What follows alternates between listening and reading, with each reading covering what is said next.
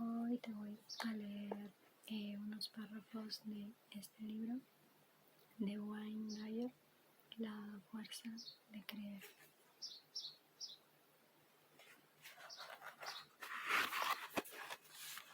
Vamos a comenzar por la introducción. Usted no puede beberse la palabra agua. La fórmula H2O no puede mantener un barco a flote. La palabra lluvia no puede mojarla. Usted debe experimentar el agua o la lluvia para saber lo que esas palabras significan verdaderamente. Las palabras por sí solas le alejan de la experiencia. Y así ocurre con todas las cosas sobre las que escribo en este libro. Las palabras aquí utilizadas pretenden conducirle a la experiencia directa. Si las palabras que empleo le inspiran confianza, es muy probable que usted recoja las ideas que expresan y las convierta en experiencia. Yo creo en estos principios y compruebo que funcionan en todo momento. Ahora me dispongo a compartir mi experiencia con ellos. También ustedes en su propia vida ven esencialmente aquello en lo que creen. Por ejemplo, si usted cree firmemente en la escasez, piensa en ella con asiduidad y la convierte en el tema de sus conversaciones, estoy convencido de que acabará viéndola en su vida.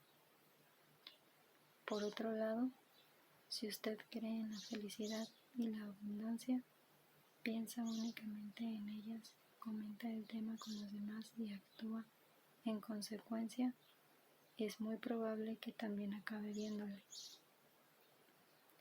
Oliver Wendell Holmes dijo en una ocasión: cuando la mente del hombre se abre a una nueva idea, nunca vuelve a su dimensión anterior. Los principios sobre los que escribo en este libro quizá le exijan abrirse a nuevas ideas. Si usted decide aceptarlas y aplicarlas a su vida, sentirá las marcas dejadas por la apertura en su mente y nunca más volverá a ser el que había sido antes. El pronombre lo aparece 2 veces en el título de este libro y se refiere a lo que podría denominarse transformación personal. Dicha transformación viene dada por el conocimiento profundo de que el ser humano representa mucho más que un cuerpo físico y de que su esencia incluye la capacidad de pensar y sentir, de poseer una conciencia superior y de saber que existe una inteligencia que llena todas las formas del universo. Usted tiene la capacidad para encontrar su parte invisible, usar su mente a su antojo y reconocer aquello que conforma su naturaleza humana. Su dimensión humana no se refiere a una forma o un cuerpo, sino a algo mucho más trascendental, guiado por unas fuerzas del universo que están siempre en funcionamiento. Los principios expuestos en este libro parten de una premisa. Usted es un alma acompañada de un cuerpo, en vez de un cuerpo dotado de alma. Es decir, usted no es un ser humano con una experiencia espiritual, sino un ser espiritual con una experiencia humana. He ilustrado estos principios con ejemplos que forman parte de mi trayectoria de transformación personal. Estos principios actúan en el universo incluso mientras usted se haya sentado leyendo estas palabras. Funcionan a pesar de la opinión que usted pueda tener sobre ellos. Es algo comprobable a los procesos digestivos y circulatorios que siguen su curso sin contar con su colaboración consciente. El hecho de creer o no creer en estos principios carece de importancia porque ellos continuarán ejecutando su tarea sin solicitarle su aprobación. Pero si usted se decide en su favor, puede encontrarse viviendo en un estrato totalmente nuevo y disfrutando de una clase de conocimiento superior. Un despertar, por llamarle de alguna manera.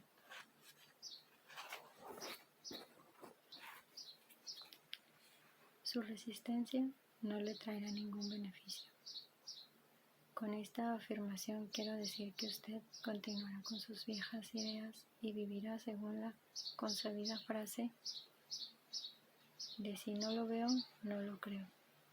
Y trabajará con mucho más ahínco, si cabe, para amasar más dinero. Seguirá considerando las apariencias más importantes que la calidad. Se guiará por las reglas antes que por la ética. Si usted pertenece al grupo de los indecisos,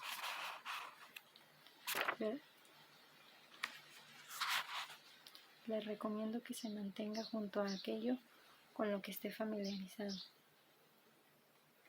Cuando ya no pueda resistir más, inicie su trayectoria de transformación personal, algo así como un despertar. Estará usted en un viaje sin retorno. Desarrollará un conocimiento tan profundo que llegará a preguntarse cómo pudo haber vivido anteriormente de otro modo. El despertar a la nueva vida comienza a guiarle y entonces usted sencillamente sabe en su interior que va por buen camino.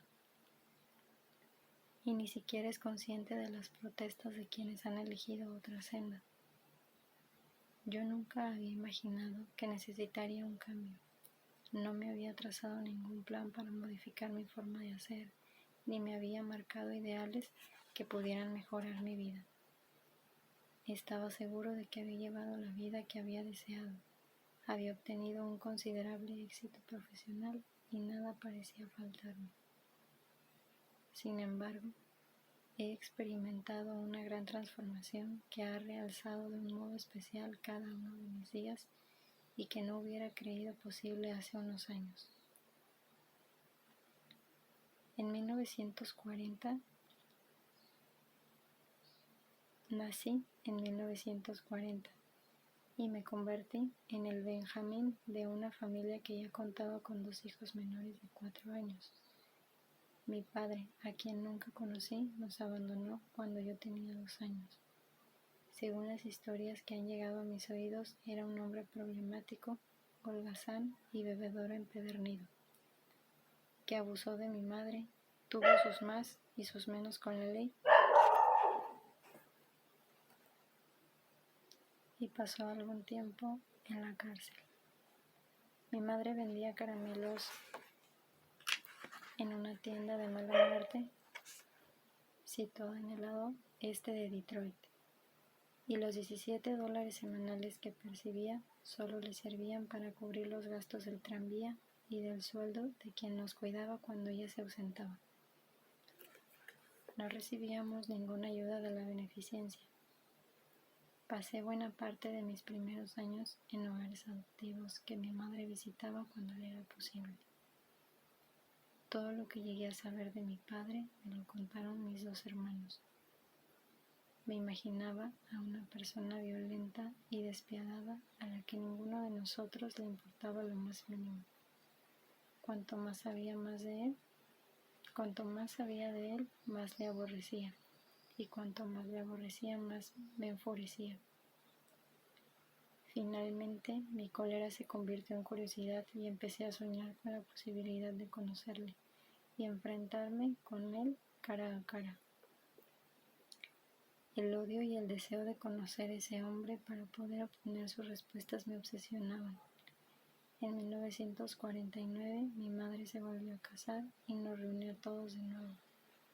A partir de ese momento, ninguno de mis hermanos volvió a mencionar a mi padre, y mis indagaciones siempre se vieron censuradas por una mirada que significaba: no es un hombre bueno. ¿Por qué te empeñas en descubrir más cosas sobre él? Pero mi curiosidad y mis pesadillas persistieron. A menudo me despertaba sudando y llorando por culpa de algún sueño sobre mi padre que me había resultado demasiado intenso. A medida que me iba convirtiendo en adulto, mi deseo de conocer a ese hombre se volvió más impetuoso. Me obsesioné con la idea de dar con él. Los miembros de su familia le protegían porque temían que mi madre le demandara por la falta de manutención de aquellos años. Sin embargo, yo seguía haciendo preguntas, efectuando llamadas telefónicas a parientes que ni siquiera conocía y viajando a ciudades lejanas para charlar con sus esposas sobre él. Como de costumbre, mi búsqueda acababa en frustración. Me quedaba sin dinero para seguir las pistas o tenía que asumir mis responsabilidades incorporándome al ejército, yendo a la universidad o formando mi propia familia. En 1970 recibí una llamada de un primo al que nunca llegué a conocer, el cual había oído el rumor de que mi padre había fallecido en Nueva Orleans.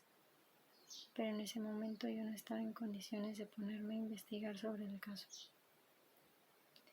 Estaba finalizando mis estudios de doctorado y a punto de trasladarme a Nueva York para aceptar un puesto de profesor adjunto en St. John's University. Pasando por un angustioso divorcio y atascado a la hora de escribir, en los años siguientes colaboré en la preparación de varios manuales sobre asesoramiento y psicoterapia. No deseaba continuar escribiendo para un público estrictamente profesional, pero no me quedaba otra alternativa. Estaba atrapado a nivel personal. Mi divorcio físico, mi sobrepeso y pésima forma física y espiritual, mi pragmatismo puro, carente de todo pensamiento metafísico. Mis sueños sobre mi padre cobraron fuerza. A veces me despertaba sobresaltado, furioso porque había soñado que daba una paliza a mi padre mientras él me sonreía. Fue entonces cuando llegué al momento crucial de mi vida. En 1974, un colega de la universidad me ofreció un puesto en el sur. Ella coordinaba un programa financiado por el gobierno que intentaba comprar el grado de adecuación de las universidades del sur a la legislación de los derechos civiles de los años 60. Quería que yo visitara la Universidad Estatal para Mujeres de Columbus, Mississippi. Cuando decidí aceptarlo, llamé primero a la enfermería en la que, según mi primo, había estado mi padre. Allí me comunicaron que Melvin Lyle Dyer había muerto de cirrosis hepática y otras complicaciones hacía 10 años, y que su cadáver había sido trasladado a Biloxi, Mississippi. Columbus está a unos 320 kilómetros de Biloxi. Fue entonces cuando me di cuenta de que todo había acabado. Decidí que al finalizar mi visita a la universidad completaría mi viaje y haría todo lo necesario para poner punto final a ese capítulo de mi vida.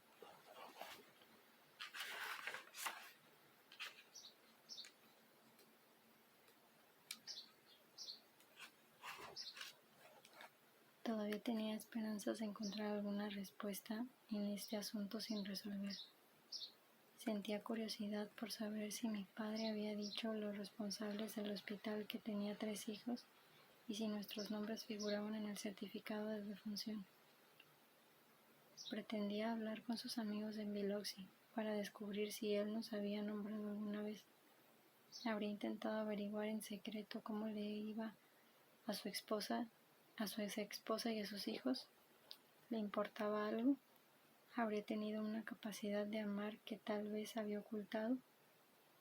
Lo que más me interesaba era saber cómo se las había arreglado para dar la espalda a su familia durante toda una vida. Buscaba constantemente una muestra de afecto que pudiera haber dejado, y sin embargo, mi odio con respecto a su comportamiento de aquellos años seguía obsesionándome. A mis 34 años me sentía controlado por un hombre que había muerto hace una década.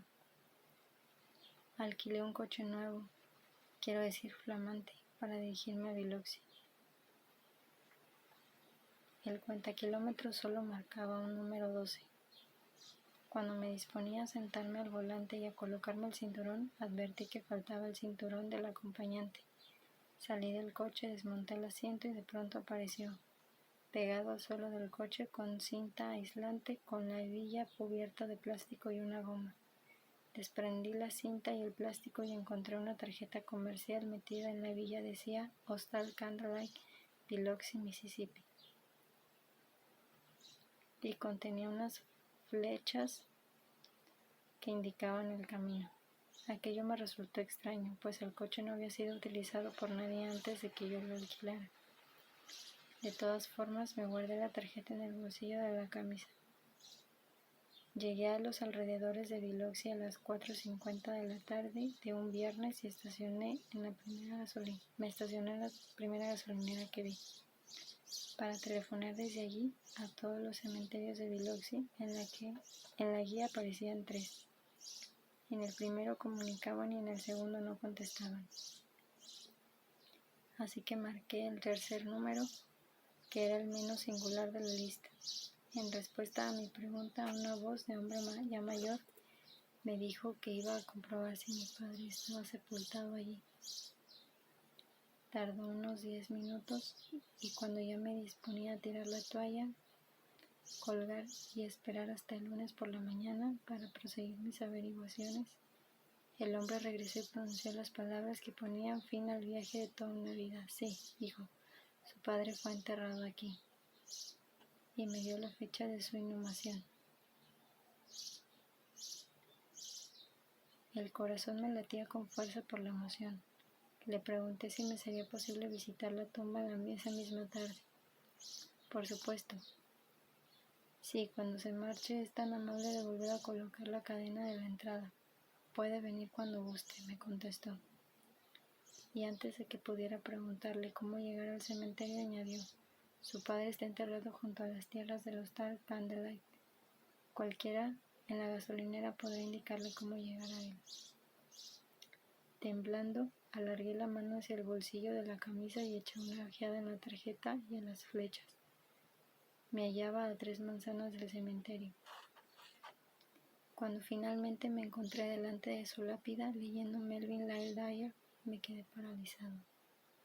Estuve 2 horas y media conversando con mi padre por primera vez. Grité sin pensar en si había alguien más a mi alrededor y hablé en voz alta exigiendo respuestas a una tumba. A medida que el tiempo transcurría, empecé a experimentar una profunda sensación de alivio y me tranquilicé. La calma reinante era tan sobrecogedora que llegué a pensar que mi padre estaba a mi lado. No le hablaba a una lápida. De alguna manera me hallaba en presencia de algo que no podía ni puedo explicar. Voy a dejar el libro hasta aquí y lo continuaré en los siguientes videos. Gracias por ver y eso es todo.